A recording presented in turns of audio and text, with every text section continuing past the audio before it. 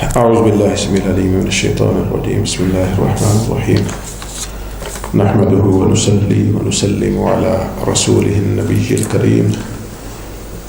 أما بعد فأعوذ بالله من الشيطان الرجيم. بسم الله الرحمن الرحيم. آج انشاءاللہ العزیز آیت نمبر 282 یہ ہم پڑھنے جا رہے ہیں اور اس کے ما بعد انشاءاللہ یہ قرآن پاک کی سب سے لمبی آیت ہے اور اس آیت مبارکہ میں قرض جو ہے جب ہم لیتے ہیں یا دیتے ہیں تو اس کے بارے میں احکام بیان ہوئے ہیں. آج کل تو نارملی ہم نے اس کا رواج چھوڑ ہی دیا ہے تقریباً، لیکن ابھی ہم یہ آیت مبارکہ پڑھیں گے تو ہمیں پتہ چلے گا کہ کتنا امپورٹنٹ ہے کہ جب آپ قرض کسی کو دیں یا لیں تو اس کے کیا کیا معاملات ہونے چاہیے.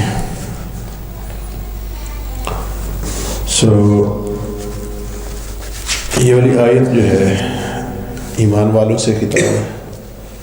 اللہ تعالیٰ نے فرمایا اعوذ باللہ من الشیطان الرجیم یا ایہا الذین آمنوا، اے ایمان والو، اذا تداینتم بدین الی اجل مسمى فاکتبوہ، کہ جب تم آپس میں باہمی لین دین کرو، آپس میں کبھی کسی کو دینا پڑ جائے، کبھی دوسرے کو لینا پڑ جائے یا دینا پڑ جائے، تو جب بھی کبھی قرض کی صورتحال تم پہ آ جائے، الی اجل مسمى، ایک مقررہ مدت تک کے لیے، تو پھر کیا کرو، فاکتبوہ، تو اس کو لکھ لیا کرو.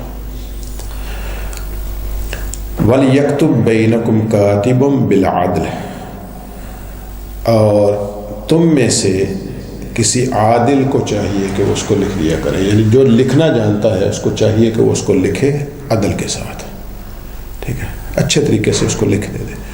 بیسیکلی اس وقت چونکہ لوگوں کو، عام لوگوں کو لکھنا اور پڑھنا نہیں آتا تھا، تو فرمایا کہ جو شخص لکھنا جانتا ہے اس کو چاہیے کہ وہ اس کو اچھے طریقے سے ایک اچھی دستاویز بنا لے، اس کو لکھ لے.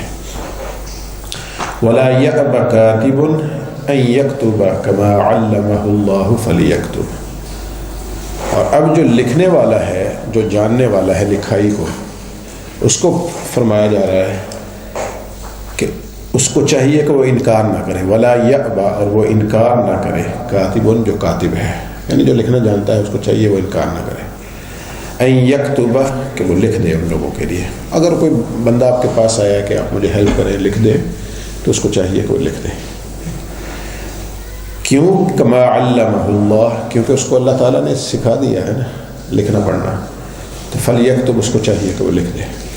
سو اللہ تعالیٰ نے چونکہ اس پہ یہ انعام کیا ہے کہ اس کو لکھنا پڑھنا سکھا دیا ہے، علم کی نعمت عطا فرما رکھی ہے، تو جو جن کو نہیں پتا تو اس کو چاہیے کہ ان کے لیے آسانی کرے، ان کے لیے لکھ دے. تو آج کے دور میں بھی اگر ہم دیکھیں کہ مثال کے طور پہ کوئی بزرگ آ جاتا ہے، کوئی بچے ہیں، کوئی معاملات ہیں کمپیوٹر کے بارے میں، مثال کے طور پہ اس پہ کچھ لکھنا ہے، کچھ پڑھنا ہے، تو کوئی آپ سے ہیلپ مانگے، تو اگر آپ کو پتہ ہے تو چاہیے کہ اس کو ہیلپ کر دیں، جتنی ممکن ہو وہ ہیلپ کر دینی چاہیے، کیونکہ کما علمہ اللہ، اللہ تعالیٰ نے آپ کو جو چیز سکھا دی ہے تو اس میں آپ کا کوئی زور زبردستی تو نہیں ہے. تو ابھی جو ہم لوگ جا رہے ہیں تھوڑا بہت کمپیوٹر کو جانتے ہیں، ہمارے والدین کی نسبت ہم لوگ بہتر جانتے ہیں، اور جو ہماری اگلی نسل آ رہی ہے وہ ہم سے بہتر جانتی ہے. تو کل جب ہم بوڑھے ہو جائیں گے تو بہت سی چیزیں وہ جانتے ہوں گے جو ہم نہیں جانتے ہوں گے، اور پھر ان کے آگے جو جنریشن آئے گی ظاہر ہے وہ بھی اسی طرح. تو جو بھی جاننے والا ہو اس کو چاہیے کہ وہ دوسروں کی ہیلپ کر دے. اسی طرح کے معاملات وہاں پہ، جیسے سعودیہ میں لوگ جا رہے تھے عمرہ کے لیے، تو ابھی انہوں نے جو نسک ایپ جاری کی تھی، بہت سارے بزرگ بیچارے جا رہے تھے، ان کو پتہ نہیں ہے کیسے بک کرنا ہے، کیسے کیا معاملات ہیں، تو زبان کی مشکلات ہیں، انگلش نہیں ان کو آتی. تو اب ہم لوگوں کو چاہیے جو جانتے ہیں کہ ان کو ہیلپ کریں، تاکہ کوئی بھی بندہ جو ہے جنت البقیع سے محروم نہ رہ جائے. تو کبھی بھی ایسی صورتحال ہو تو ہم جو جانتے ہیں ہمیں چاہیے کہ جو نہیں جانتے ان کی ہیلپ کریں جس حد تک ممکن ہو. وَلْيُمْلِلِ الَّذِي عَلَيْهِ الْحَقُّ وَلْيَتَّقِ اللَّهَ رَبَّهُ، اور اللہ تعالیٰ نے فرمایا کہ جس شخص پر قرض ہو، یعنی جو مقروض ہونے جا رہا ہے، جو قرض لے رہا ہے نا، اس کو چاہیے کہ وہ لکھوائے. وَلْيُمْلِلِ الَّذِي عَلَيْهِ الْحَقُّ، جس پر قرض ہے نا اس کو چاہیے کہ وہ لکھوا لے، تاکہ کل کلاں کوئی مصیبت نہ بن جائے، دینے والا نہ بگڑ جائے کہ میں نے آپ کو زیادہ مال دیا تھا یا زیادہ پیسے دیے تھے. اور لینے والا بھی بعض اوقات یہ بھی ہو سکتا ہے کہ لینے والا بھی بگڑ جائے کہ نہیں آپ نے تو مجھے اتنا نہیں دیا تھا، اتنا دیا تھا. تو اس کو چاہیے کہ وہ لکھوا لے، اور یہ دونوں کے فائدے میں ہے بیسیکلی. وَلْيَتَّقِ اللَّهَ رَبَّهُ، اور پھر اس کو ساتھ میں اللہ سے ڈرتے بھی رہنا چاہیے. اب اس نے لکھوا لے اور جو صحیح ہے اسی طرح سے اس کو لکھوایا جائے. وَلَا يَبْخَسْ مِنْهُ شَيْئًا، اور کچھ بھی کم نہ کرے. قرض جو بھی لیا جا رہا ہے اس میں صدق سے کام لے، سچائی سے کام لے، جتنا لیا ہے اتنا ہی ایگزیکٹلی وہی چیز لکھوا لے، اور جب دینا ہے تب بھی ایمانداری کے ساتھ اس کو واپس کرے. کوشش نہ کرے کہ کسی طرح کھا ہی جائے اس کو. ولا یبخس، فرمایا کہ اس میں سے کوئی کمی بیشی نہ کرے. فَإِن كَانَ الَّذِي عَلَيْهِ الْحَقُّ سَفِيهًا أَوْ ضَعِيفًا، اب ایک صورت یہ بھی ہو سکتی ہے کہ جو قرض لے رہا ہے وہ یا تو بیچارے کا اتنا ذہن کام نہیں کرتا. بعض اوقات ہم جانتے ہیں لوگ تھوڑے معذور ٹائپ کے ہوتے ہیں، اگر اس کو قرضے کی ضرورت آن پڑی، یا کوئی بچہ ہے، یا کوئی بوڑھا ہو گیا، ڈائمنشیا جیسے جو بولنے کا مرض ہے معاذ اللہ، اس کو وہ ہو گیا، کوئی بھی ایسی سچویشن ہو جاتی ہے، تو اللہ تعالیٰ نے 2-3 صورتیں تو بیان فرما دی. فرمایا فَإِن كَانَ الَّذِي عَلَيْهِ الْحَقُّ، فرمایا کہ جو مقروض ہے، جس پر قرضہ، جو قرض دار ہونے جا رہا ہے، ٹھیک ہے، سفیہن، اگر تو وہ بے وقوف ہو، یعنی کم عقل ہو، ٹھیک ہے، او ضعیفن، یا پھر وہ ضعیف ہو، بوڑھا ہو، او لا یستطیع ان یملہ، یا پھر وہ خود سے لکھوانے کی استطاعت نہ رکھتا ہو، اس کو ان معاملات کا پتہ ہی نہ ہو، ٹھیک ہے، بچہ ہو، ابھی چھوٹا ہے، ٹین ایجر ہے، ان کو ان معاملات کا پتہ نہیں ہے، تو پھر کیا ہے؟ فرمایا فَلْيُمْلِلْ وَلِيُّهُ بِالْعَدْلِ، تو جو اس کا گارڈین ہے، اس کا ولی ہے، اس کو چاہیے کہ وہ معاملات کو صحیح طریقے سے حق کے ساتھ اس کو لکھوا دے، اس قرض کو لکھوا دے. یہ اس کی ذمہ داری ہے. جو بھی اس کو گائیڈ کر رہا ہے، جو بھی اس کا گارڈین ہے، یا جو بھی کوئی ہیلپ کر رہا ہے، ٹھیک ہے، کوئی بندہ مثال کے طور پہ ادھر آ جائے، وہ کہے جی مجھے بہت شدید ضرورت ہے، قرضہ لے دیں کسی سے، کسی بندے سے، بندہ دوست سے ریکویسٹ کرے کہ کائنڈلی آپ جو اس کی ہیلپ کر رہے ہیں تھوڑے ٹائم کے لیے، تو اب دونوں کے درمیان میں جو ہیلپ کر رہا ہے اس کو چاہیے کہ وہ لکھ لے، اور لے کے دونوں کو اس کی کاپی دے دے، ٹھیک ہے. تو گارڈین وہی ہو گیا نا بیسیکلی اس وقت، تو جو دونوں کو ڈیل کر رہا ہے. تو یا بچہ ہے تو اس کا جو والد ہے، چچا ہے، تایا ہے، معاذ اللہ یتیم بچہ ہو کوئی، اس کا جو گارڈین ہو وہ اس کو چاہیے اس معاملات کو ڈیل کرے. تو فرمایا کہ اگر ایسی صورتحال ہے کہ کوئی کمزور ہے ذہن کا، ٹھیک ہے، یا بزرگ ہے، یا پھر کوئی ایسا بچہ ہے جو ان معاملات کو نہیں سمجھتا، تو جو اس کا گارڈین ہے اس کو چاہیے کہ وہ اس کو لکھوا لے. وَاسْتَشْهِدُوا شَهِيدَيْنِ مِن رِجَالِكُمْ، اب اتنی ہی بات نہیں ہے کہ ایک بندہ دے دے، دوسرا لے لے اور لکھوا لے. اب اللہ تعالیٰ نے فرمایا وَاسْتَشْهِدُوا شَهِيدَيْنِ مِن رِجَالِكُمْ، اور 2 گواہوں کو بھی مقرر کر لو. جب یہ لکھت پڑھت آپ کر رہے ہو، قرض دے اور لے رہے ہو، تو چاہیے یہ کہ 2 گواہ بھی موجود ہوں، اور بالخصوص جب لکھوایا جا رہا ہو. اب دونوں، جو دینے والا ہے وہ بھی موجود ہے، لینے والا بھی موجود ہے، اور وہ لکھوا رہے ہیں، تو کاتب جب ان کے سامنے لکھے گا اور 2 گواہ بھی موجود ہوں گے تو پھر بعد میں گڑبڑ کا اندیشہ ختم ہو جائے گا. تو فرمایا کہ 2 وَاسْتَشْهِدُوا شَهِيدَيْنِ مِن رِجَالِكُمْ، تو 2 گواہوں کو بھی، اور گواہ کون ہوں؟ مِن رِجَالِكُمْ، مردوں میں سے، یعنی 2 مرد جو ہے وہ گواہ بھی موجود ہوں، ٹھیک ہے. فَإِن لَّمْ يَكُونَا رَجُلَيْنِ، فرمایا اگر تمہارے پاس 2 مرد نہ ہوں تو پھر کیا ہو؟ فرمایا فَرَّجُلٌ وَامْرَأَتَانِ، تو پھر کیا ہو؟ پھر یہ ہوگا کہ 1 مرد لیا جائے اور 2 عورتیں لے لی جائیں. 2 عورتیں ایکول ٹو 1 مرد ہو جائیں گی. تو ایک صورت یہ بھی ہو سکتی ہے کہ 1 مرد ہو اور پھر 2 عورتیں ہو جائیں، تو یہ 2 مردوں کے برابر ہو جائے گی گوہی. اور وَامْرَأَتَانِ، اور ان عورتوں کو گواہ بنا لو ممن ترضون من الشہداء کہ جن پر تم راضی ہو کہ یہ صحیح گواہی دے لیں گی.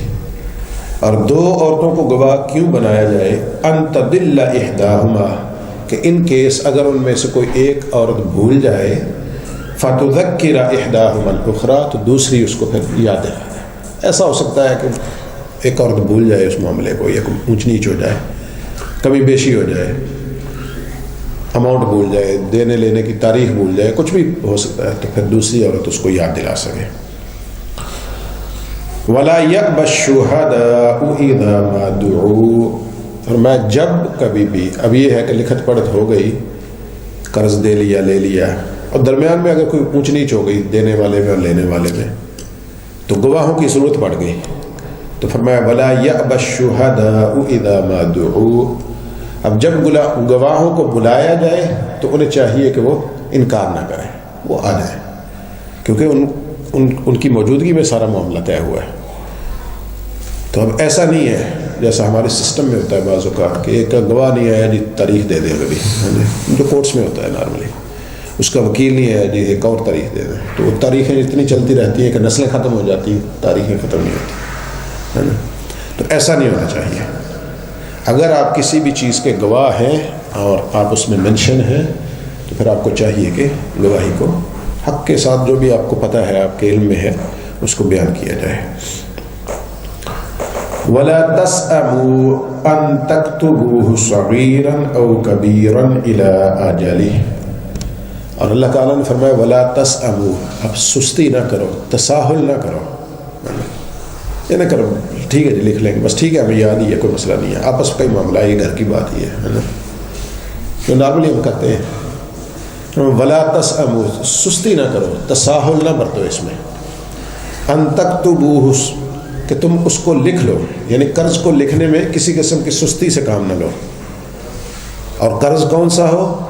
صغیراً او کبیراً، وہ قرض خواہ چھوٹا ہو یا بڑا ہو، قرض تھوڑا سا ہو یا قرض زیادہ ہو، جتنا بھی ہو اس کو لکھ. ایسا نہیں ہے کہ 10-20 ہزار لینا ہے پھر تو لکھ لیں، 200-400 پاؤنڈ لیا تو اس کا کیا لکھنا جی.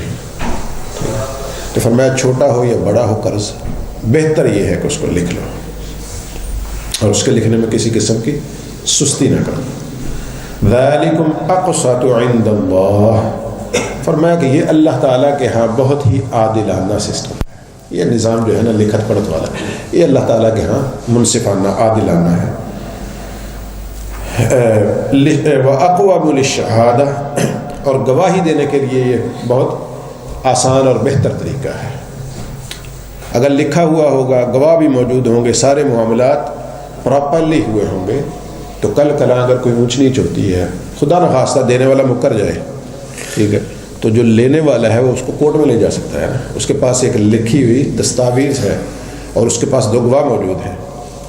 اور یا پھر اسی طرح ہے کہ جو دینے والا ہے وہ کہے جی میں نے تو آپ کو زیادہ اماؤنٹ دی تھی، خدا نخواستہ اس کے دل میں جو ہے وہ بے ایمانی آ جائے تو 1000 دے کے وہ کہے جی میں تو آپ کو 1200 دیا تھا، ٹھیک ہے.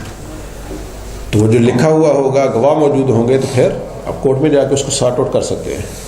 اگر لکھا ہوا نہیں ہوگا تو پھر آپ کچھ بھی نہیں کر سکیں گے. تو فرمایا ذَلِكُمْ أَقْسَطُ عِنْدَ اللَّهِ وَأَقْوَمُ لِلشَّهَادَةِ، فرمایا یہ اللہ تعالیٰ کے ہاں بہت ہی عادلانہ ہے اور گواہی دینے کے لیے یہ بہت منصفانہ اور اچھا سسٹم ہے، اس کے لیے بہترین طریقہ کار ہے. اور یہ کب ہے؟ اللہ ترتابو، کہ اس یعنی اس میں یہ کس لیے ہے کہ اللہ ترتابو، کہ تم کسی قسم کے شک و شبہات میں نہ پڑ جاؤ. ٹھیک ہے، لکھ لو، گواہ حاضر کر لو، یہ سارا کچھ کر لو تاکہ تمہیں کسی قسم کی شک و شبہ نہ ہو، کوئی پریشانی نہ ہو بعد میں. لیکن ایک ایکسیپشن ہے آگے، فرمایا الا ان تکون تجارتا حاضرتا تدیرونها بینکم، لیکن یہ کہ کوئی ایسی تجارت جو باہمی لین دین آپ کر رہے ہو، خرید و فروخت آپ کر رہے ہو اور وہ حاضر ہے. مثال کے طور پہ یہ کتاب آپ کو دے دی کہ 15 پاؤنڈ کی ہے جی، آپ نے 15 پاؤنڈ پہ نکال کے دے دیے، تو اب لکھنے کی کوئی ضرورت نہیں ہے. ٹھیک ہے نا، فرمایا کہ جو حاضر تجارت آپ کر رہے ہو، موجود، اس کو ادھر سے ایک ہاتھ لیا دوسرے ہاتھ دیا، تو فرمایا اللہ الا ان تکون تجارتا حاضرتا تدیرونہا بینکم، کہ جو آپس میں دست بدست تم ایک دوسرے سے چیزیں لیتے اور دیتے ہو.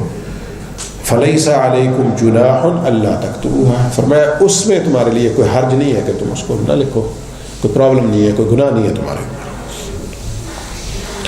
واشہدوا اذا تبایعتم، اور فرمایا کہ جب تم آپس میں خرید و فروخت کرو تو گواہ بنا لیا کرو. ولا یضار کاتب ولا شہید، اور جو لکھنے والا ہے اس کو کوئی بھی نقصان نہ دے، جو کاتب ہے اس کو کوئی نقصان نہ دے. اب ایسا نہ ہو کہ جو مقروض ہے وہ اس کو کہے کہ اچھا میں تمہیں، ایک تو صورت یہ بھی ہو سکتی ہے اس کو کہے کہ میں تھوڑے آپ کو دیتا ہوں، آپ اس کی اماؤنٹ کم کر دیں، آپ میرا ساتھ دیں، مکر جائیں، ٹھیک ہے. اور دوسری صورت یہ بھی ہو سکتی ہے کہ اس کو دھمکی شمکی لگا دے، وہ کہہ دے کہ میں تو آپ کو نقصان پہنچا دوں گا، آپ کا یہ کر دوں گا، وہ کر دوں گا، ٹھیک ہے.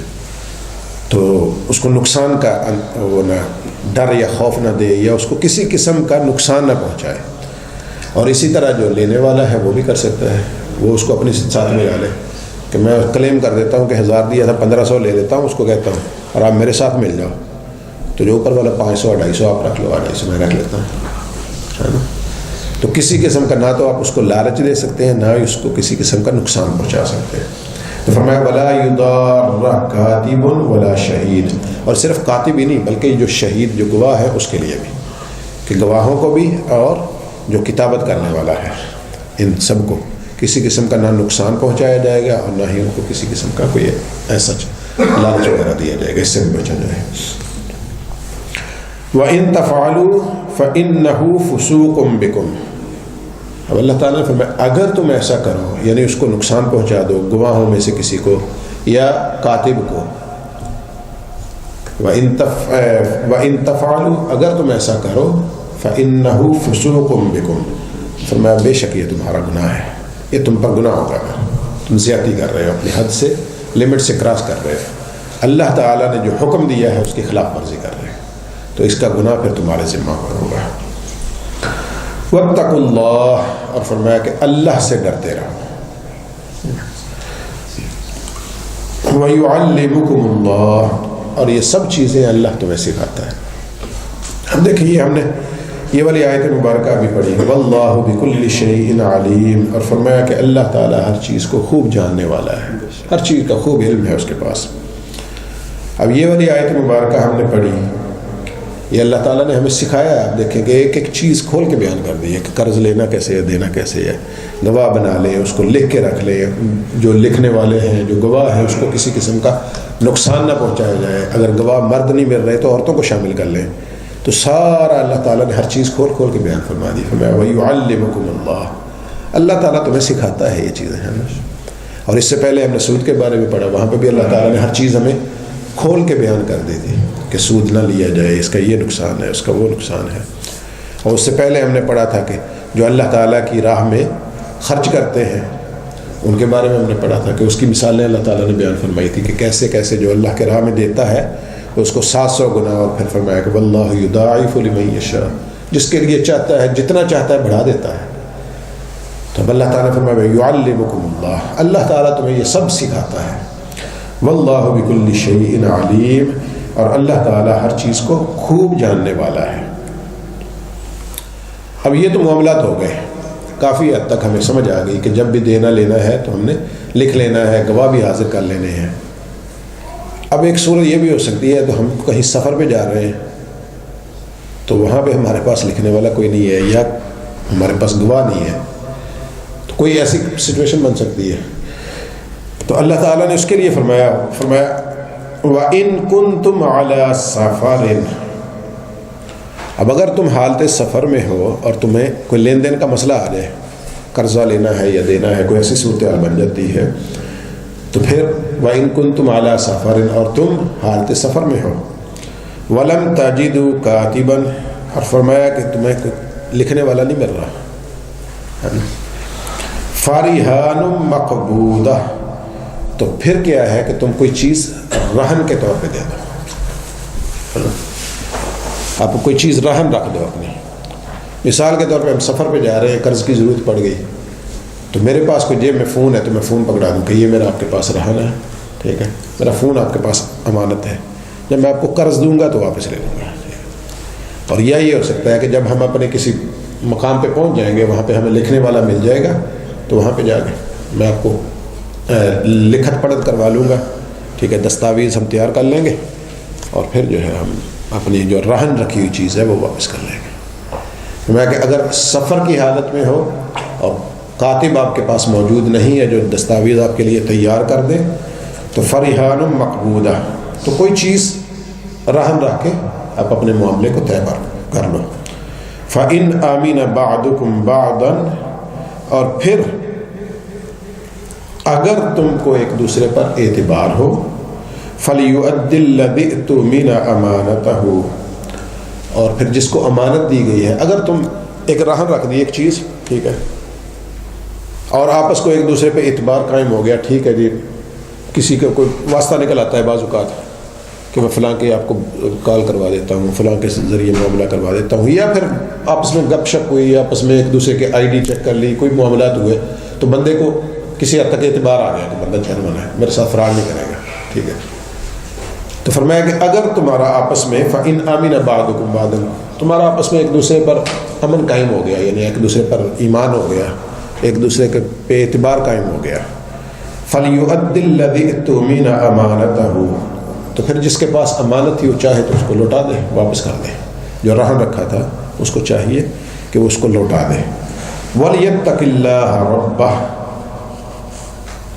اور اللہ سے بھی ڈرتے رہیں، ٹھیک ہے، اللہ سے بھی ڈرتے رہیں۔ وَلَا تَكْتُمُوا الشَّهَادَةَ، اور گواہی کو نہ چھپائیں، جو گواہ ہے اور جو بھی سچائی ہے اس کو کبھی بھی چھپایا نہ جائے۔ وَمَن يَكْتُمْهَا، اور جو کوئی بھی گواہی کو چھپائے گا، فَإِنَّهُ آثِمٌ قَلْبُهُ، تو اس کا دل جو ہے وہ گناہ آلود ہو جائے گا۔ اب یہ دو ہی چکے تھے مینلی بندے، ایک دینے والا تھا، لینے والا تھا، اور اس نے ایک رہن رکھ دی، پھر اس نے رہن کو واپس لوٹا دیا، تو دونوں کو چاہیے کہ وہ اس سچائی کو چھپائیں نہ، جو بھی ہے ایمانداری سے اس پہ قائم رہے۔ تو فرمایا کہ اگر کوئی گواہی کو چھپا لے گا، یعنی سچائی جو ہے اس کو چھپائے گا، تو فَإِنَّهُ آثِمٌ قَلْبُهُ، تو وہ دل میں اس کے گناہ ہو جائے گا، گناہ کا بوجھ آ جائے گا اس کے دل میں۔ وَاللَّهُ بِمَا تَعْمَلُونَ عَلِيمٌ، فرمایا کہ اللہ تعالیٰ جو کچھ بھی تم کرتے ہو اس کو خوب جاننے والا ہے، اللہ تعالیٰ اس سب کو جاننے والا ہے۔ اب ہم یہاں پہ دیکھتے ہیں کہ ہم نے پڑھا کہ اللہ تعالیٰ کی راہ میں مال خرچ کرنا اور اس کے فوائد اور فضائل ہم نے پڑھے، اور اس کے بعد پھر آگے سود کا معاملہ۔ تو گویا ایک چیز ہم نے پڑھی کہ جو ہم جس میں سے اپنے مال سے دیتے ہیں اور بظاہر ہمارا مال کم ہوتا ہے، لیکن اللہ تعالیٰ نے فرمایا کہ وہ بڑھ جاتا ہے، ٹھیک ہے، اللہ تعالیٰ آپ کو ریٹرن کرتا ہے۔ اور دوسرے میں ہم نے پڑھ لیا سود میں کہ ہم اپنا مال یعنی بڑھا رہے ہیں بظاہر، چونکہ 100 دے کے اس پہ 120 لے رہے ہیں، تو بظاہر تو ہمارا مال بڑھ رہا ہے، لیکن اللہ تعالیٰ نے فرمایا کہ آپ کا مال کم ہو رہا ہے، آپ نقصان میں جا رہے ہیں، ٹھیک ہے۔ اور یہ ساری چیزیں ہم پڑھنے کے بعد اب اللہ تعالیٰ نے فرمایا کہ جب ایسے معاملات آتے ہیں، تجارت آتی ہے اور لین دین ہوتا ہے آپس میں، دو طرح سے ہوتا ہے نا، ایک تو جائز لین دین ہے وہ قرض کی صورت میں جو ابھی ہم نے پڑھا، اور دوسرا جو ہے وہ سود کی صورت میں ہے جو کہ ناجائز ہے اور حرام ہے۔ تو جب بھی جائز لین دین آئے تو پھر آپ اس کو لکھ لیں، اور اس کا سارا جو معاملہ ہے ابھی ہم نے اس کو پڑھا۔ تو اس کے بعد پھر یہ ہے کہ مال جو ہے ایک صورت یہاں پہ بیسیکلی 2-3 صورتیں بھی ہیں یہاں پہ۔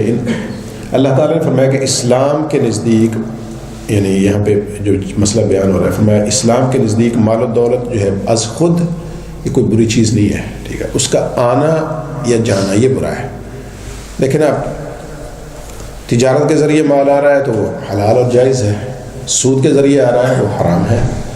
اسی طرح جو مال جا رہا ہے ڈپینڈ کرتا ہے، اگر تو آپ کسی اچھی چیز پہ خرچ کر رہے ہیں تو وہ جائز ہے، اب آپ اپنے گھر کے لیے دودھ کی بوتل لے آئیں یا کولڈ ڈرنک لے آئیں تو جائز ہے، اور خدا نخواستہ کوئی بندہ الکوہل لے آئے تو ظاہر حرام ہے۔ تو مال کا آنا اور جانا یہ حلال اور حرام ہے، بیسیکلی از خود مال اور دولت جو ہے وہ محمود ہے، یعنی اچھی چیز ہے، ٹھیک ہے. اگر آپ کے پاس کسی کو اللہ تعالیٰ نے ملینئر بنایا ہے یا بلینئر بنایا ہے تو اس میں کوئی حرج نہیں ہے، یہ اللہ کا انعام ہے اس پہ. لیکن اس کا ذرائع آمدن جو ہے، اس کا ذریعہ آمدن جو ہے وہ اگر حرام ہوگا تو پھر وہ گناہ گار ہوگا. ٹھیک ہے. تو فرمایا یہ از خود مال جو ہے یہ کوئی بری چیز نہیں ہے، بشرط کہ وہ مال فی نفسی ہی حلال ہو. ٹھیک ہے. یہ اسی طرح یہ ایسے یہ ڈاکٹر طاہر القاری صاحب آئے تھے منہاج القرآن میں، تو کسی نے پوچھا تھا اس وقت بھی سوال کہ یوٹیوب سے جو لوگ ارننگ کرتے ہیں اس کے بارے میں آپ بتائیے. تو انہوں نے کہا تھا جی آپ کا حق ہے، آپ جائز لے سکتے ہیں، اس میں حرج نہیں ہے. تو انہوں نے کہا کہ آپ اس کے آگے تو ایڈز آ جاتی ہیں، بعض اوقات کوئی عجیب و غریب ایڈ ہے، کوئی ڈانس ہے، کوئی کچھ بھی آ جاتا ہے نا. تو انہوں نے کہا تھا کہ آپ اس کے مکلف نہیں ہیں. ٹھیک ہے. اگر آپ نے جو خود سے مواد کریٹ کیا ہے اس پہ لگانے کے لیے، آپ اس کے ذمہ دار ہیں. اگر وہ آپ نے غلط کیا ہے، حرام کیا ہے، تو پھر آپ کا مال حرام ہوگا. اگر جو چیز آپ نے تیار کی ہے، ٹھیک ہے، وہ اگر آپ نے حلال کی ہے تو پھر آپ پہ حرج نہیں ہے، پھر آپ لے سکتے ہیں. ٹھیک ہے. بیسیکلی آپ اپنی اس کے ذمہ دار ہیں. اور وہ سروسز یعنی ایک چیز آپ نے لگا دی ہے، اس کے اوپر وہ کما رہے ہیں، اس میں سے آپ کو دے رہے ہیں، وہ آپ کی ذمہ داری میں نہیں آتا کہ وہ کیا کر رہے ہیں کیا نہیں کر رہے ہیں، جیسے انہوں نے بیان کیا تھا.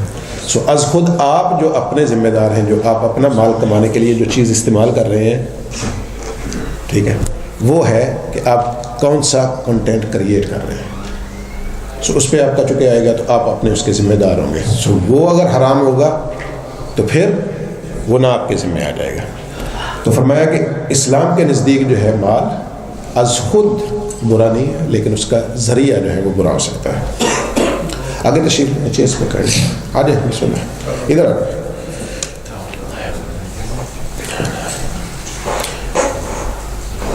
تو اسی وجہ سے پھر اسلام نے مال میں جو ہے کبھی بھی ممانعت کمانے کی نہیں کی، بلکہ تجارت کی صورت میں کمانے کی تعریف کی ہے اور سود کی شکل میں کمانے کی مذمت کی ہے. فرمایا کہ یہ جائز اور حلال نہیں ہے.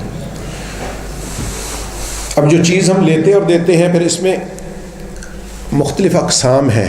بیع کی خرید و فروخت جو کی جاتی ہے، ٹھیک ہے، یہ چیزیں اس لیے ڈسکس ہوں گی کہ ان میں زیادہ تر پھر لین دین آتا ہے، اور وہ لین دین جب آتا ہے تو پھر اس میں لکھت پڑھ آتی ہے جو بھی ہم نے پڑھی. تو فرمایا کہ بیع کی جو ہے 3 قسمیں ہیں. ایک چیز یہ ہے، ایک یہ ہے کہ کسی چیز کو نقد قیمت دے کر خرید لیا جائے، جو کہ ایک نارمل ہے. ابھی یہ کتاب دی اور 10 پاؤنڈ لے لیے، 15 پاؤنڈ لے لیے، تو یہ ایک قسم ہے بیع کی، خرید و فروخت کی. ٹھیک ہے. کسی حاضر چیز کو مدت معینہ پر ادھار کر لیا جائے. ایک پہلی صورت تو یہ ہے کہ ایک چیز دی اور اس کی قیمت لے لی، ایک تجارت یہ ہے.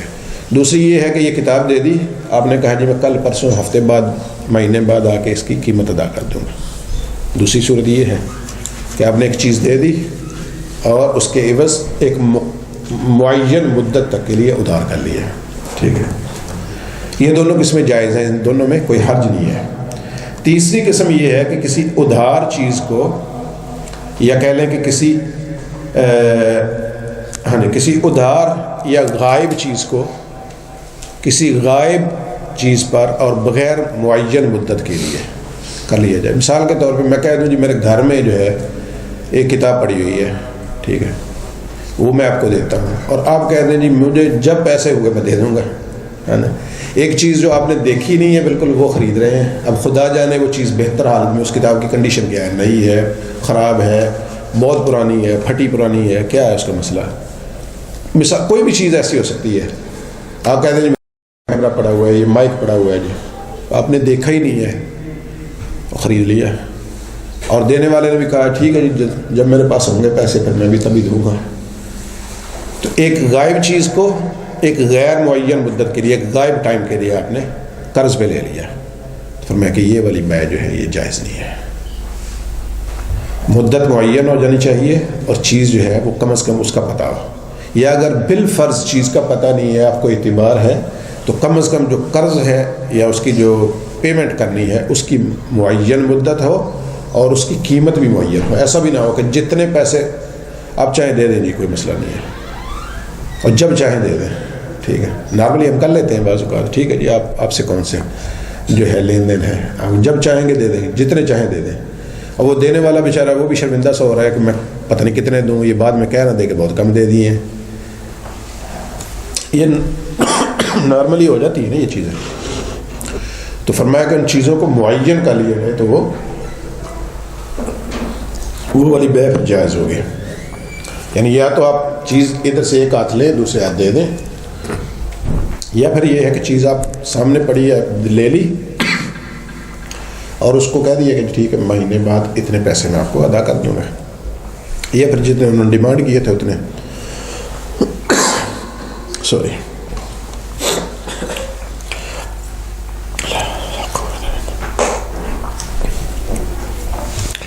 تو یہ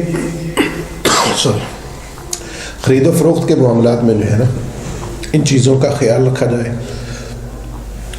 اور جب ہی کوئی چیز آپ نے، ایک تو یہ ہوگا وہی بات پھر سے واپس آئی کہ ایک چیز آپ نے خرید لی اور اس کی قیمت دے دی، تب تو آپ کا قصہ ختم ہو گیا، دونوں راضی. اور اگر جو بیع جائز کی دوسری قسم ہے کہ ایک چیز آپ نے لے لی اور اس کی قیمت جو ہے ایک معین مدت کے لیے ڈیلے کر دی، قرض پہ چلی گئی نا اب آپ کی، تو اب آپ کو کیا چاہیے؟ کاتب ہے. اب آپ کو چاہیے کہ آپ اس کو لکھ لیں، جو ہم نے ابھی پڑھا پہلے کہ جب بھی قرض دیں اور لیں اس کو پھر لکھ لیں، اور ایک معین مدت کے لیے لکھ لیں اور 2 عدد گواہ بھی اس پر مقرر کر لیں. اور پھر جب لکھ لیا جائے اس کے بعد دونوں کو، آج کل تو ایزی ہے، لکھ کے اس کی دونوں کو کاپیاں دے دی جائیں، اور چاہے تو گواہوں کو بھی دے دی جائیں تاکہ کل کلاں ان کے پاس اگر یہ دونوں معاملہ گڑبڑ کرتے ہیں تو ان کے پاس کاپیاں موجود ہیں. تو یہ سب سے بہترین طریقہ اور راستہ یہی ہے. تو لین دین کے معاملات تو اس طرح ہیں، اور اس پہ لکھنا اور لکھوانا جو ہے یہ آپ سب نے ابھی سن لیا، پڑھ لیا کہ کتنا ضروری ہے. اللہ تعالیٰ نے فرمایا وَلَا تَسْأَمُوا أَن تَكْتُبُوهُ صَغِيرًا أَوْ كَبِيرًا، کبھی بھی لکھنے میں سستی نہ کرو، قرض چاہے تھوڑا ہو یا زیادہ ہو. یہ بہت ضروری معاملہ ہے. تو اس کے بعد جو ہے پھر آگے اگر ہم چلتے ہیں تو سورہ بقرہ جو ہے اس کا آخری رکوع ہمارے پاس باقی بچا ہے. تو کوشش کرتے ہیں انشاءاللہ 1-2 آیات اس میں سے بھی پڑھ لیتے ہیں، اگر پورا ہو گیا تو فبہا. اب اگلی آیت مبارکہ میں اللہ تعالیٰ نے فرمایا، اب ہم نے سارا دیکھے نا، اگر پیچھے کیا اس کو بولتے ہیں ریکیپ ہے نا، اس کو اپنے ذہن میں اگر ریوائز کر لیں سارے کو، کہاں سے ہم شروع ہوئے، سورہ فاتحہ سے شروع ہوئے، اس کے بعد سورہ الف لام میم سے شروع ہوا. اللہ تعالیٰ نے فرما دیا کہ اس کتاب میں کوئی شک نہیں ہے. ہم نے آگے پڑھا ایمان والوں کی اقسام پڑھی، ہم نے کافروں کے بارے میں پڑھا، منافقوں کے بارے میں پڑھا، حضرت آدم علیہ السلام کی اس دنیا میں تشریف آوری کے بارے میں پڑھا، بلکہ اس سے پہلے ان کی تخلیق کے بارے میں پڑھا.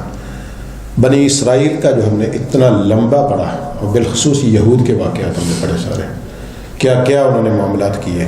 سارا پڑھنے کے بعد آگے چلتے ہیں. پھر اسی طرح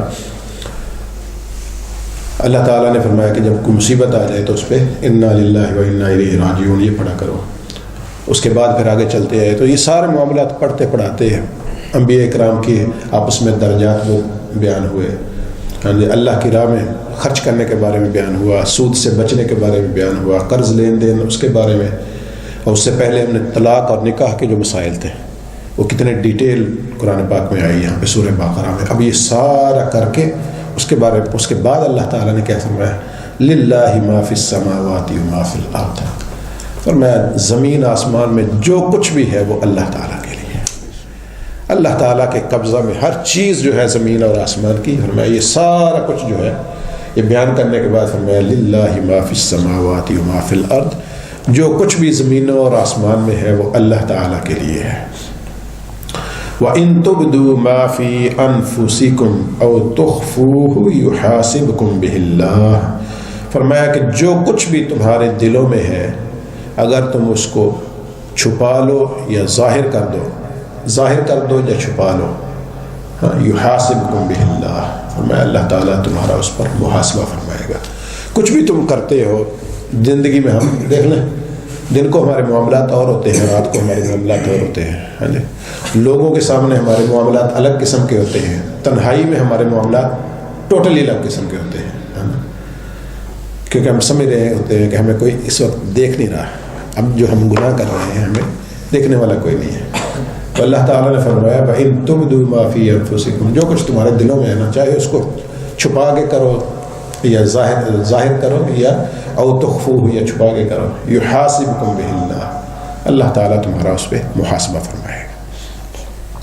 فیغفر لمن یشاء، اب فرمایا کہ جسے چاہے گا اسے معاف فرما دے گا. یہ اس کی مرضی ہے، جسے چاہے اسے معاف فرما دے. وَيُعَذِّبُ مَن يَشَاءُ، اور جسے چاہے اسے عذاب دے گا. اللہ تعالیٰ ہم سب کو محفوظ رکھے اس کے عذاب سے. سو فرمایا کہ جسے چاہے اسے معاف فرما دے اور جسے چاہے اسے عذاب دے. وَاللَّهُ عَلَى كُلِّ شَيْءٍ قَدِيرٌ، اور اللہ تعالیٰ ہر چیز پر قادر ہے، اس کے قبضہ قدرت میں ہر چیز ہے. آمن الرسول بما انزل الیہ من ربہ والمؤمنون، فرمایا کہ ہمارے رسول اس کلام پر ایمان لائے ہیں. بما انزل الیہ من ربہ، جو ان کے رب نے ان کی طرف اتارا. والمؤمنون، اور ایمان والے جو ہیں وہ بھی اس پر ایمان لائے. یعنی اللہ تعالیٰ کا کلام جو ہم نے پڑھا، جو کچھ بھی ہم نے سمجھا، جو کچھ بھی اللہ نے نازل کیا، اس پر مومن بھی ایمان لائے اور اللہ کے پیارے محبوب صلی اللہ علیہ وسلم وہ بھی اس پر ایمان لائے. فرمایا آمن الرسول، یعنی رسول صلی اللہ علیہ وسلم وہ بھی ایمان لائے. بما انزل الیہ من ربہ، جو ان کی طرف، ان کے رب کی طرف سے نازل کیا گیا، یعنی کلام مجید. والمؤمنون، اور جو مومن ہیں وہ بھی اس پر ایمان لائے. کل آمن باللہ وملائکتہ وکتبہ ورسلہ، اور ہر کوئی جو ہے وہ ایمان لایا باللہ، اللہ تعالیٰ پر، وملائکتہ، اس کے فرشتوں پر، وکتبہ، اس کی کتابوں پر، ورسلہ، اور اس کے رسولوں پر. یعنی اللہ کے رسول بھی اور ہم سب بھی جتنے بھی ایمان والے ہیں وہ ان سب چیزوں پر ایمان لائے. ان کا ایمان ان سب چیزوں پر ہے. اللہ پر ایمان ہے، اس کے رسولوں پر ایمان ہے، کتابوں پر، ملائکہ پر ایمان ہے. سو یہ سارا ایمان ہے. اس کے بعد فرمایا کہ لا نفرق بین احد من رسلہ، اور جتنے بھی ایمان والے جو ہیں نا وہ کیا کہتے ہیں، وہ کہتے ہیں لا نفرق بین احد من رسلہ، کہ ہم اللہ کے رسولوں کے درمیان کوئی فرق نہیں کرتے، یعنی ان پر ایمان لانے میں کوئی فرق نہیں کرتے. ان کے درجات میں فرق ہے. تلک الرسل فضلنا بعضهم علی بعض، تیسرے سپارے کی پہلی آیت میں اللہ تعالیٰ نے فرمایا کہ رسولوں میں سے ہم نے بعض کو بعض پر فوقیت دی رکھی ہے، ان کو افضلیت دی ہے، ان کے درجات ہیں، ان کے بعض کے مقامات دوسروں سے بلند ہیں، وہ الگ سے معاملہ ہے. لیکن ان پر ایمان لانے کے بارے میں ہم کبھی بھی کسی میں فرق نہیں کرتے، سب پر ایمان لاتے ہیں. 1,24,000 کم و بیش یا جتنے بھی اللہ کے انبیاء کرام علیہ السلام اور رسل اعظام ہیں، ان سب پر سبھی مومن ایمان لاتے ہیں. اگر کوئی ایمان نہ لائے ان میں یا ان میں فرق کرے تو گویا کہ وہ ایمان والا نہیں ہوگا. فرمایا کہ لا نفرق، یعنی جتنے بھی مومن ہیں وہ کہتے ہیں کہ ہم ان میں ان رسولوں میں کوئی بھی فرق نہیں کرتے. وقالوا، اور انہوں نے کہا، یعنی جتنے بھی ایمان والے ہیں انہوں نے یہ کہا سمعنا واطعنا، ہم نے یہ کلام مجید اللہ تعالیٰ کے قول کو سنا، اللہ تعالیٰ کے کلام کو سنا، اس کے احکام کو سنا. واطعنا، اور ہم نے ان کی اطاعت کی، یعنی جو کچھ بھی ہم نے سنا اس پر ہم نے اس کی اطاعت کی، ہم اس کو فالو کریں گے. ٹھیک ہے. غفرانک ربنا، اے ہمارے رب تیری ہی بخشش ہے، ہم تیری ہی بخشش کے طلبگار ہیں. وَإِلَيْكَ الْمَصِيرُ، اور تیری ہی طرف ہمیں لوٹنا ہے. سو فرمایا کہ جو ایمان والے ہیں وہ کہتے ہیں کہ ہم تیرے رسولوں میں کوئی فرق نہیں کرتے، اے اللہ تجھ پر ایمان لاتے ہیں، تیری کتابوں پر، تیرے فرشتوں پر، تیرے رسولوں پر ایمان لاتے ہیں، ان میں کوئی فرق نہیں کرتے، اور جو کچھ بھی تو نے نازل کیا ہے، جو کچھ بھی ہم نے سنا ہے، ہم اس پر کاربند ہیں، ہم اس پر عمل پیرا ہیں. ٹھیک ہے. اور تیری بخشش کے طالب ہیں. وَإِلَيْكَ الْمَصِيرُ، اور تیری ہی طرف ہے مولا ہم نے لوٹنا ہے. لا يكلف الله نفسا الا وسعها، اب اللہ تعالیٰ نے فرمایا کہ لا يكلف الله نفسا الا وسعها، اللہ تعالیٰ کسی بھی نفس کو، کسی کو بھی اس کی حیثیت سے، اس کی طاقت سے زیادہ تکلیف نہیں دیتا۔ اب یہ بات ہمیں یاد رکھنی چاہیے۔ بعض اوقات ہم کیا کرتے ہیں کہ ہم پر تو بہت بوجھ آ پڑا، ہم بہت مصیبتیں آ گئی، ہم تو بہت بڑی آزمائش میں مبتلا ہو گئے، ہمارے اوپر امتحان آ گیا، یہ تو کون سی مصیبت آ گئی۔ اللہ تعالیٰ نے فرمایا کہ لا یکلف اللہ نفسا الا وسعها، جس میں جتنی استطاعت ہے اس سے زیادہ اللہ اس کو کبھی تکلیف نہیں دیتا ہے۔ اگر کوئی مصیبت یا تکلیف ہم پہ آئی ہے تو گویا اللہ تعالیٰ کی ذات جانتی ہے کہ اتنی کا اللہ تعالیٰ نے استطاعت اور ہمت ہمیں دی ہے کہ ہم اس کو ڈیل کر سکیں یا ہینڈل کر سکیں۔ لہا ما کسبت وعلیہا مکتسبت، اور فرمایا کہ وہ جو شخص ہے یعنی جس کو بھی اللہ تعالیٰ جتنی بھی تکلیف دیتا ہے، یا جو کوئی بھی انسان ہے، کوئی بھی شخص ہے، فرمایا کہ اس نے جو بھی نیک کام کیے ہیں اس کا نفع اس کے لیے ہے۔ وعلیہا، لہا جو ہے کے لیے ہوتا ہے، نفع کے لیے، علیہا یہ وبال کے معنی میں ہوتا ہے۔ لہا ما کسبت، جو بھی اچھے اعمال اس نے کیے اس کا اجر اس کے لیے ہے۔ وعلیہا مکتسبت، اور جو بھی گناہ کیے ہیں، جو بھی کچھ برے اعمال کیے ہیں اس کا وبال بھی اسی پر ہے۔ معاذ اللہ۔ سو فرمایا کہ جو کچھ بھی کرتا ہے، جو ہم اس کی استطاعت، اس کی ہمت سے زیادہ، اس کی طاقت سے زیادہ اس پر بوجھ نہیں ڈالتے، ٹھیک ہے، لیکن جو کچھ بھی کرتا ہے اس آزمائش میں سے جیسے بھی وہ نکلتا ہے، ٹھیک ہے، میں وہ اس پر ہے۔ اچھے طریقے سے نکل آئے تو اس کے لیے ثواب کا باعث بن جائے گا، اور اس کے برے طریقے سے نکلے یا اس کو کوستا ہوا نکلے، ناشکری کرتا ہوا نکلے، جزا فضا کرتا ہوا نکلے، تو وہ گناہ کا باعث بن جائے گا، اس کے اوپر وبال بن جائے گا۔ اب اس کے بعد فرمایا ربنا لا تؤاخذنا ان نسینا او اخطانا، یہاں سے یہ دعا شروع ہو جاتی ہے بیسیکلی۔ ربنا، اے ہمارے رب، لا تؤاخذنا، تو ہمارا مؤاخذہ نہ فرمانا، مؤاخذہ اردو میں بھی ہم استعمال کرتے ہیں، ہماری پکڑ نہ کرنا۔ ان نسینا، اگر ہم بھول جائیں، او اخطانا، یا ہم سے کوئی خطا ہو جائے، یہ بیسیکلی دعا ہے۔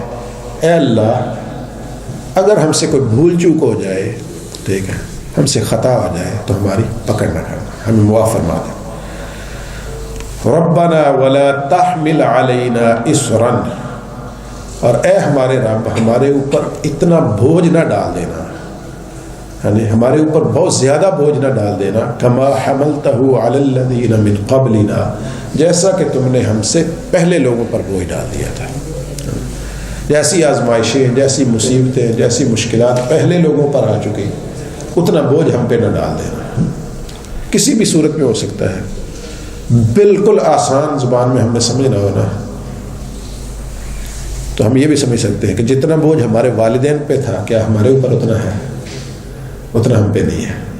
اور گویا کہ اس دعا میں ہم یہ بھی، یا اللہ جتنا ان پہ ڈالا تھا اتنا ہم پہ نہ ڈال، کیونکہ جتنا انہوں نے سفر کیا ہے، کہ ہم لوگ سفر کر سکتے ہیں بغیر الیکٹریسٹی کے، بغیر گیس کے، بغیر گاڑیوں کے، بغیر ان ہر چیزوں کے بنا انہوں نے زندگی گزاری ہے کہ نہیں؟ ٹھیک ہے، ان سب سہولیات کے بنا انہوں نے اپنی زندگی ایک بیشتر حصہ انہوں نے گزارا ہے۔ اور بہت سے ہمارے والدین میں سے کوئی ذمہ دارہ کر رہے تھے، کھیتی باڑی کا کام کرتے تھے، کوئی کچھ کرتے تھے، کوئی کچھ کرتے تھے، اور کتنی محنت کرتے تھے، ہم نے اب سب نے بچپن میں ان کو دیکھ رکھا ہے۔ تو کیا اتنا بوجھ بھی ہم برداشت کر سکتے ہیں جتنا وہ کر رہے تھے؟ ہم نہیں کر پاتے۔ چہ جائے کہ کوئی بہت بڑی مصیبت نازل ہو جائے، معاذ اللہ، کوئی بہت بڑی، جو پہلی امتوں پہ ہوتی تھی جیسے، ہے نا، اب دیکھ لینا پہلی امتوں کے لیے تو لازم تھا کہ مسجد میں جو جائے عبادت ہے وہاں پہ جا کر اپنی نماز ادا کریں یا عبادت کریں تبھی قبول ہوگی، گھر پہ تو نماز نہیں پڑھ سکتے تھے۔ قربانی دے کے آپ جا کے رکھ کے آ جاتے تھے، وہ جل جاتی تھی، ختم ہو جاتی تھی، آپ کے لیے کچھ نہیں بچتا تھا۔ تو ہمارے لیے کتنی آسانیاں ہیں۔ نبی پاک صلی اللہ علیہ وسلم نے فرمایا کہ میں اس دنیا میں آیا تو اللہ تعالیٰ نے ساری زمین کو میرے لیے پاک فرما دیا۔ آقا کریم صلی اللہ علیہ وسلم کی اس دنیا میں تشریف آوری ہی ہمارے لیے کتنی بڑی رحمت ہے کہ ساری کی ساری زمین پاک، جہاں پہ چاہیں سجدہ ادا کر لیتے ہیں، گھر میں چاہیں، دکان میں چاہیں، آفس میں چاہیں، سفر میں چاہیں، حضر میں چاہیں۔ اب تو ایون جہاز میں بیٹھے ہیں، نماز کا ٹائم ادھر بیٹھ کے نماز پڑھ لیتے ہیں، ٹرین میں آپ نماز پڑھ لیتے ہیں۔ تو کہیں پہ بھی فرمایا کہ میرے لیے ساری کی ساری زمین کو پاک کر دیا گیا. اس سے پہلے ایسا نہیں تھا. تو اب یہ مشقت تو تھی نا. اب دیکھیں اب اتنی سردی میں آپ کو اٹھ کے اگر صبح صبح نماز اس کے لیے جانا پڑے، ہر وقت نماز کے لیے مسجد، آپ تو گھر میں نماز پڑھ لیں تو نماز تو ادا ہو جاتی ہے، فرض تو ادا ہو جاتا ہے، کم سے کم ثواب تھوڑا کم ہو گیا، لیکن آپ کی ذمہ داری پوری ہو گئی، آپ کا فرض ادا ہو گیا. تو پہلی امتوں میں تو ایسا نہیں تھا، تو فرض ہی ادا نہیں ہوتا تھا. مسجد میں جائیں گے تبھی فرض ادا ہوگا. تو فرمایا ربنا ولا تحمل علینا اسرا، ہمارے اوپر بوجھ نہ ڈال جیسا پہلی امتوں پر تھا. قربانی دی اور سارا کا سارا جتنا بھی آپ آج دیکھ لینا 300 پاؤنڈ ہم پونے 300 لگا کے کہتے ہیں کہ یہ تو بس 10-12 کلو 18 کلو 16 کلو گوشت نکلا ہے، اور اس میں سے بعد میں آپ کے لیے تو 5 کلو بچ گیا نا. تو یہ سارے کا سارا آپ کے لیے 5 کلو بچا تو کم سے کم یہ بھی بچ گیا نا. ان کے لیے تو کچھ بھی نہیں بچتا تھا. اور جو رشتہ داروں کو آپ نے دیا وہ بھی تو بچا ہی ہے نا. اور جو غریبوں کو دیا تو ان کی ہیلپ ہوگی، چیریٹی بھی ہوگی. تو گویا ایک ہی قربانی سے کتنے کام ہو گئے. آپ کی اپنی فیملی کے لیے بھی اس میں سے نکل آیا، آپ کے اعزاء و اقارب کے لیے بھی نکل آیا، اور غریب غربا کے لیے بھی نکل آیا. اور اس سے پہلی امتوں کے لیے کیا تھا، وہ سارے کا سارا ادھر رکھا وہ ختم ہو گیا. تب جا کے ان کی قربانی قبول ہوئی. اگر وہ ویسے کا پیسہ پڑا رہا تو گویا کہ ان کی قربانی مردود ہو گئی. کوئی گناہ کبیرہ کرتے تھے تو ان کے ماتھے پہ لکھ دیا جاتا تھا. کین یو امیجن کہ معاذ اللہ کوئی بڑا گناہ ہم کر لیں تو ہم ادھر آ جائے تو ماتھے پہ لکھا ہوا، تو کتنی بڑی مصیبت ہو اور کتنی بڑی شرمندگی ہو. تو ان کے لیے یہ ہوتا تھا. اور یہ آقا کریم صلی اللہ علیہ وسلم کی رحمت ہے، وما ارسلناک الا رحمتا للعالمین، کہ رحمت بنا کے بھیجا گیا ہے، جن کی وجہ سے ہمارے ماتھوں میں ہم کتنے گناہ کرتے ہیں دن اور رات، یعنی مسلسل کیے جا رہے ہیں. تو ہمارے ماتھوں پہ اگر لکھا ہوا ہو تو کیا بنے گا ہمارا. دنیا میں کسی کو منہ دکھانے کے قابل نہیں بچتے ہیں. تو فرمایا دعا اللہ تعالیٰ نے ہمیں یہ سکھائی ہے کہ مجھ سے یہی کہتے رہو کہ ربنا ولا تحمل علینا اسرا، یا اللہ ہمارے اوپر اتنا بوجھ نہ ڈال دے جیسا پہلے لوگوں پہ ڈالا تھا. یہ بوجھ ہی تھا نا کہ آپ ایک گناہ کر لیں، اپنی طرف سے چھکے کر رہے ہو، اور صبح آئے تو آپ کے ماتھے پہ لکھا ہوا کما حملتہ علی الذین من قبلنا، جیسے کہ تم نے ہم سے پہلے لوگوں پہ ڈالا. ربنا ولا تحملنا ما لا طاقت لنا به. اب اس کے بعد پھر یہ بھی دعا کر رہے ہیں کہ اے اللہ ہم پر ان احکام کا بوجھ بھی نہ ڈال، ما لا طاقت لنا به، جن کو ادا کرنے کی ہم طاقت نہیں رکھتے. اب یہ دیکھیں نا، یہ بھی اللہ تعالیٰ کی رحمت ہے اور اس دین کی برکت ہے کہ اللہ تعالیٰ نے ہمارے لیے کتنی آسانی فرمائی ہے کہ یہ دعا ہمیں سکھائی بھی ہے، اس سے پہلے ہی اللہ تعالیٰ نے قبول بھی کر رکھی ہے. اور دیکھیں نا کہ اے اللہ ہمارے اوپر ان احکام کا بوجھ نہ ڈال ما لا طاقت لنا بھی، جن کی ہم طاقت نہیں رکھتے. مثال کے طور پہ اگر ہم دیکھیں کہ اللہ تعالیٰ اور اس کے رسول ہمیں فرما دیتے کہ آپ پر حج جو ہے ہر سال فرض ہے، تو کیا ہوتا ہے؟ اللہ تعالیٰ کا حکم ہوتا نا، لیکن اس کی طاقت ہم میں ہوتی ہے. ایسا حکم جس کی ہم میں طاقت نہ ہوتی تو ہم کتنی مشقت میں بڑھ جاتے ہیں. ہر بندے کو زکوٰۃ دینا لازم ہو جاتی ہے کہ آپ کے پاس کچھ ہے یا نہیں ہے، آپ زکوٰۃ ادا کریں. کتنی مشقت ہو جاتی ہے ہمارے لیے. اللہ تعالیٰ کے حکام ہوتے ہیں. مریض ہے یا سفر میں ہے یا جیسے بھی ہو، اپنے روزہ رکھنا ہے لازمی ہے. آپ مشقت ہو جاتی ہے ہمارے لیے. تو عرض کی ربنا ولا تحملنا ما لا طاقت لنا به، جس احکام کو پورا کرنے کی ہم میں طاقت نہیں ہے میرے مولا، اس کا بھی بوجھ ہمارے اوپر نہ ڈالا. تو اللہ تعالیٰ نے ڈالا بھی نہیں ہے. سفر کی حالت میں ہو روزے کو چھوڑ لو، بعد میں پورا کر لو. مریض ہو روزوں کو چھوڑ لو، بعد میں پورا کر لو، کوئی مسئلہ نہیں ہے. حج کی استطاعت نہیں ہے تو نہ جاؤ، والدین کا چہرہ تک لو، محبت سے حج کا ثواب مل جائے گا. اس کے لیے اپنا زکوٰۃ کے لیے آپ کے پاس مقررہ نصاب آپ کے پاس سیونگز میں نہیں ہے تو آپ پہ زکوٰۃ نہیں ہے. زکوٰۃ تو مال کو سرکولیٹ کرنے کے لیے ہے نا، آپ کو کچھ سزا تو کوئی پنشمنٹ کے طور پہ تو نہیں ہے نا. یہ تو اس لیے ہے تاکہ جو غریب ہے ان کو بھی مل جائے. اگر آپ خود سے غریب ہو تو آپ کسی کو کیا دو گے.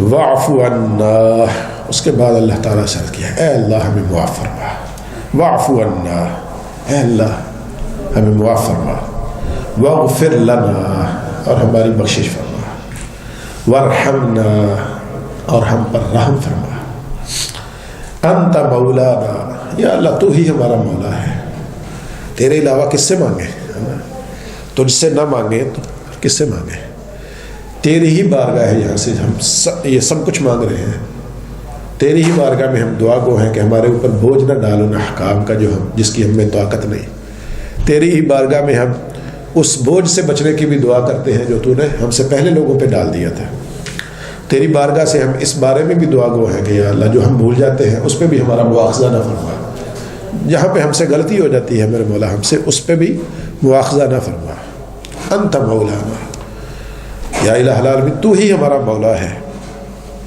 فانصرنا علی القوم الکافرین، اور کافر قوم پر ہمیں فتح نصیب فرما، ان کے خلاف ہمیں فتح یاب فرما، یا الہ العالمین ان کے خلاف ہمیں فتح یاب فرما۔ یہ سورہ بقرہ اور اس کی آخری آیات تھی، الحمدللہ اللہ تعالیٰ کی توفیق سے یہ سورہ بقرہ ہماری مکمل ہوئی ہے۔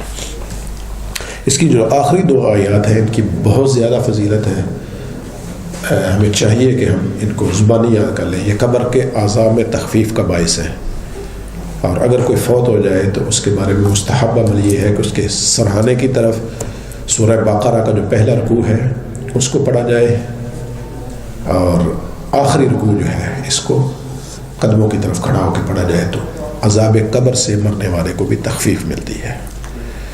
تو اگر آپ کسی کے قدموں پہ اور سرہانے پہ اس سورہ کو پڑھتے ہیں تو اس کو تخفیف ملتی ہے، اور اگر آپ ساری زندگی اس کو خود سے پڑھیں تو اندازہ کریں کہ آپ کے عذاب میں کتنی کمی واقع ہوگی۔ اور سورہ بقرہ کے بارے میں یہ بھی فرمایا گیا ہے کہ جس گھر میں سورہ بقرہ پڑھی جاتی ہے وہاں سے شیطان بھاگ جاتا ہے، اس گھر میں ٹھکانہ نہیں اس کا رہتا۔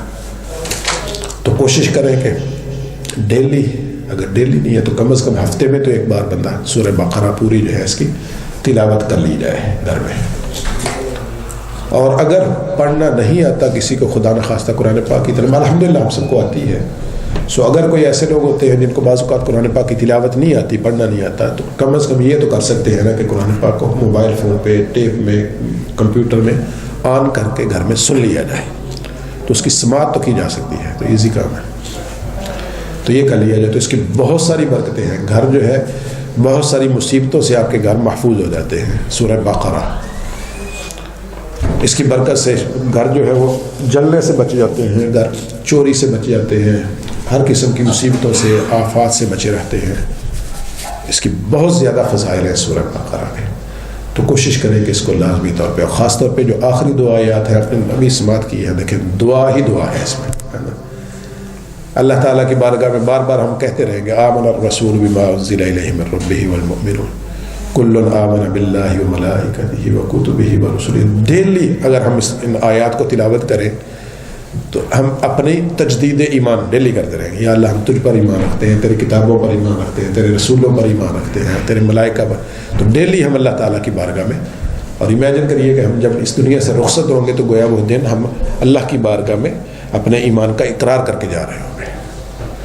اور اس کے بعد اگلی آیت میں پھر ساری کی ساری دعائیں ہیں، تو اللہ تعالیٰ کی بارگاہ میں جب بار بار ہم دعا کرتے رہیں گے، یا اللہ ہمارے اوپر مشکلات نہ ڈال، ہمارے اوپر ایسے بوجھ نہ ڈال جس کی ہم طاقت نہیں رکھتے ہیں، اللہ ہمیں معاف فرما، ورحمنا واعف عنا واغفر لنا ورحمنا۔ تو ہم بار بار یہ دعائیں کرتے رہیں گے، تو امید ہے کہ جب ہم اس دنیا سے رخصت ہوں گے تو اللہ تعالیٰ کی بارگاہ میں ہمیں معافی کا پروانہ دے دیا جائے گا۔ تو کوشش کریں کہ ڈیلی اگر ممکن ہو، بہت ساری، یقین مانے بہت ساری مصیبتیں ہیں جو ہم ڈیلی فیس کرتے ہیں، ہم سب جانتے ہیں، اپنے اپنے گھروں کے معاملات کو جانتے ہیں، اپنی مشکلات کو جانتے ہیں، آفس میں، جاب پہ، ڈفرینٹ ٹائپ کی مشکلات جو ہے ہمارے سامنے ہیں ہماری، تو ان کو سامنے رکھتے ہوئے اس سورت کی تلاوت کریں اور اللہ تعالیٰ کی بارگاہ میں دعا کریں کہ اللہ تعالیٰ کو اس مصیبت سے، اس مشکل سے نکال دے، تو یقین مانے کہ نکل جائیں گے۔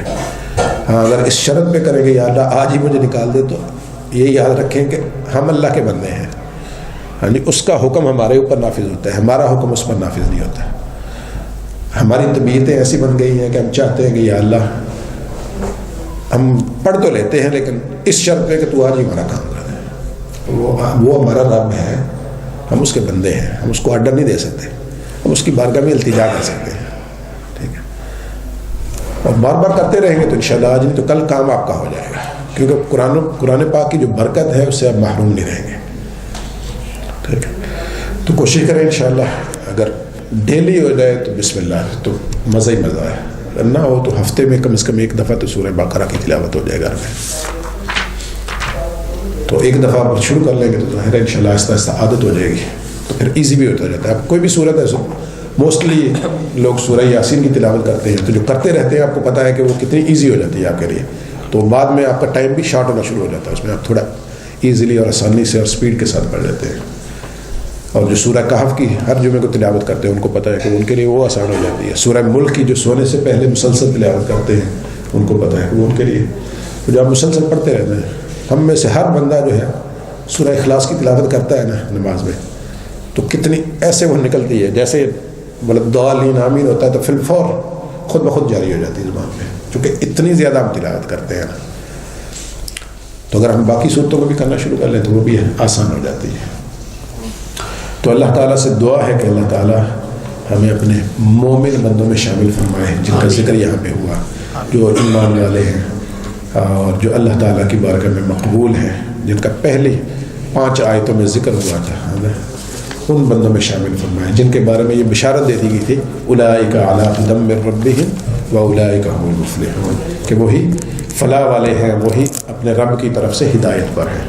اور پھر اللہ تعالیٰ کی بارگاہ میں بھی دعا ہے کہ اللہ تعالیٰ ہم پہ ایسے بوجھ نہ ڈالے جس کی ہم میں استطاعت اور ہمت نہیں ہے, اور ہمیں معاف فرما دے. بسم اللہ الرحمن الرحیم. اللہم صلی علی سیدنا و کریمنا و شفیعنا و مولانا محمد وعلی آلہ وصحبہ وبارک وسلم. ربنا تقبل منا انک انت السمیع العلیم وتب علینا انک انت التواب الرحیم. ربنا آتنا فی الدنیا حسنۃ وفی الآخرۃ حسنۃ وقنا عذاب النار. یا الہ العالمین, ہماری ترجمۃ القرآن کی اس کلاس کو اپنی بارگاہ میں شرف قبولیت عطا فرما. میرے مولا تیری توفیق سے, تیری مدد سے میرے مولا سورہ فاتحہ اور سورہ بقرہ کی تکمیل کی توفیق تو نے عطا فرمائی. میرے مولا یہ تیرا انعام اور احسان اور کرم ہے میرے مولا, ہم اس کے لائق نہیں ہیں. میرے مولا ہم کو یہ بھی توفیق عطا فرما کہ ہم پورے قرآن پاک کی تکمیل اسی طرح کر سکیں. میرے مولا جو کچھ بھی ہم پڑھ رہے ہیں, جو کچھ بھی ہم سمجھ رہے ہیں, سن رہے ہیں, میرے مولا ہمیں اس پر عمل پیرا ہونے کی بھی توفیق عطا فرما. میرا مولا قرآن پاک کی تلاوت میں, اس کے ترجمے میں, اس کی تفسیر میں کوئی بھی کمی بیشی ہماری طرف سے اگر ہو جاتی ہے میرے مولا, یہ ہمارے نفس اور شیطان کی وجہ سے میرے مولا, اس سے ہمیں معاف فرما. اور جو کچھ بھی صحیح ہم کہتے ہیں, پڑھتے ہیں, سنتے ہیں میرے مولا, وہ تیری طرف سے ہے, تیری توفیق سے ہے, تیرے کرم سے ہے میرے مولا, اس پر ہمیں عمل پیرا ہونے کی توفیق عطا فرما. یا الہ العالمین, قرآن پاک کے نور سے ہمارے دلوں کو منور فرما. قرآن پاک کے نور سے میرے مولا ہمارے چہروں کو منور فرما. قرآن پاک کے نور سے میرے مولا ہمارے گھروں کو منور فرما. قرآن پاک کے نور سے ہماری یہ ساری زندگی منور فرما. قرآن پاک کے نور سے ہماری فیملیز کو منور فرما. میرے مولا قرآن پاک کے نور سے ہماری اولادوں کو منور فرما, ہمارے بہن بھائیوں کو منور فرما. یا الہ العالمین, قرآن پاک کے نور سے ہمارے والدین کے چہروں کو منور فرما. یا الہ العالمین, قرآن پاک کے نور سے ہماری قبروں کو منور فرما. قرآن پاک کے نور سے ہماری آخرت کو منور فرما. میرے مولا پل صراط پہ قرآن پاک کو ہمارا ساتھی بنا. میدان حشر میں قرآن پاک کو ہمارا ساتھی بنا. میرے مولا جنت میں قرآن پاک کو ہمارا ساتھی بنا. یا الہ العالمین, قرآن پاک کو ہمیں اپنا اوڑھنا اور بچھونا بنانے کی توفیق عطا فرما. صبح و شام میرے مولا اس کی تلاوت کی توفیق عطا فرما. دن اور رات قرآن پاک کی تلاوت کی توفیق عطا فرما. یا الہ العالمین, قرآن پاک میں جو احکام تو نے نازل فرمائے ہمیں ان سب پر عمل پیرا ہونے کی توفیق عطا فرما. اور میرے مولا جو بھی اس میں تیری طرف سے منہیات ہیں, جن جن چیزوں سے منع کیا گیا ہے میرے مولا, ہمیں ان سے رکنے کی توفیق عطا فرما. یا الہ العالمین, جتنے بھی حرام کردہ چیزیں ہیں ہمیں ان سے دور رہنے کی توفیق عطا فرما. جو بھی حلال کردہ چیزیں ہیں میرے مولا, ہمیں ان کی طرف جانے کی توفیق عطا فرما. یا الہ العالمین, ہم سب کو اسی طرح قرآن پاک کی تکمیل کی بھی توفیق عطا فرما. یہ کلاس میرے مولا تیرے فضل سے, تیرے کرم سے جاری ہے. جتنے بھی پہ حاضر ہوتے ہیں میرے مولا, اس مصروف زندگی سے ٹائم نکال کے آتے ہیں میرے مولا, سب کا آنا قبول فرما, سب کا ایک ایک لمحہ بیٹھنا قبول فرما. اور میرے مولا قرآن پاک کے نور سے ان کو وافر حصہ عطا فرما. اس کے فیضان سے سب کو وافر حصہ نصیب فرما. ہماری بہنیں باجیوں پر موجود ہیں میرے مولا, ہمارے بچے موجود ہیں, سب کا آنا بیٹھنا قبول فرما, ان سب کو اس کی برکات نصیب فرما. یا الہ العالمین قرآن پاک کی برکات سب کو نصیب فرما. اور آج کی اس محفل کے اس کلاس کے کھانے کا انتظام ہمارے محترم مجید بھائی کی طرف سے کیا گیا. ان کے بھائی حافظ عبد الرؤوف صاحب پاکستان میں شدید علیل ہیں میرے مولا, ہم سب تیری بارگاہ میں دعا گو ہیں. قرآن پاک میرے مولا جو کہ کتاب شفا بھی ہے میرے مولا, اس کا صدقہ ان کو شفا عطا فرما, ان کو مکمل اور جلد صحتیابی عطا فرما. اور کینسر جیسے موذی مرض سے میرے مولا جو نبرد آزما ہے میرے مولا, ان سے ان کو شفا عطا فرما. یا الہ العالمین قرآن پاک کی برکت سے ان کو شفا عطا فرما, سورہ فاتحہ کی برکت سے ان کو شفا عطا فرما, سورہ بقرہ اور تمام سورتوں کی برکت سے میرے مولا ان کو جلد اور مکمل شفا عطا فرما.